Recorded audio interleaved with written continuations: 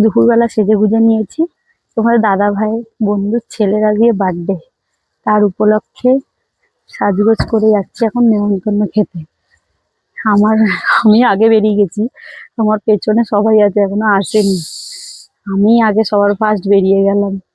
চলো তোমাদের দাদা ভাই, ওই যে আমার শাশুড়ি আসছে, তার পেছন পেছন আছে আরো বাদ বাকি সবাই। বাড়ি খুব সামনেই ছিল, তাই খুব তাড়াতাড়ি পৌঁছে গেলাম। দেখো চলে এসেছি। এই যে বার্থডে বয়ের ছবি দেওয়া আছে, অনেক রকমের ছবি, একটা নয় কতগুলো দেখাচ্ছি দেখো। হিরো, হিরোর ছবি সবাই দেখো। আমি ভাবলাম আস্তে আস্তে হয়তো কেক কাটা হয়ে গেছে, কেক কাটার পর্ব হয়তো শেষ, কিন্তু না, এখনো কেক কাটাই চালু হয়নি, এই এখন চালু হবে সব। সবাই সবাই এদিকে। কাটার পর্ব চালু হয়ে গেছে, এই দেখো এখন কেক কাটছে। Happy birthday to you, happy birthday to you Jonty, happy birthday.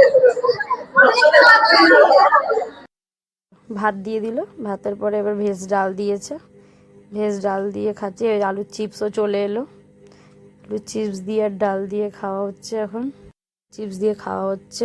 তো খেতে বসতে প্রচুর দেরি, খেতে বসেছি বিকেল তখন 4:30 হবে, খেতে বসেছি।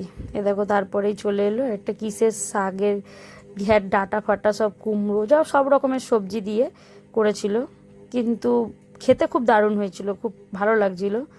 তারপরে দেখো পাতের মধ্যে আছে চিকেন, তারপরে আছে তোপসে ফ্রাই, তারপরে ওর মধ্যে আছে পাবদা, আর আছে পটল চিংড়ি। কোনটা দিয়ে খাবো বুঝতে পারছিলাম না, পাতটা পুরো একদম ভর্তি হয়ে গেছিলো। তারপরেই চলে এলো চাটনি, পায়েস, মিষ্টি, সন্দেশ, তারপরে ছিল শেষ পাতে ছিল আইসক্রিম। খাবারগুলো খুব দারুণ ছিল, অসাধারণ খেতে। সব কারোর বাড়ি খেতে গেলে কি এরকম অসভ্যের মতন খায়? তিনজনের খাবার খাচ্ছে, এই যে মুখটা একসাথে একে কোনোদিনও কেউ নেমন্তন্ন করবে না একদম ভুলেও। আর এই যে পাশের জন্য আছে, তোর মুখটা দিতেই ইচ্ছা করছে না, মুখে ফোনটা ধরছি এমনি অটোমেটিক পড়ে কালো হয়ে গেল।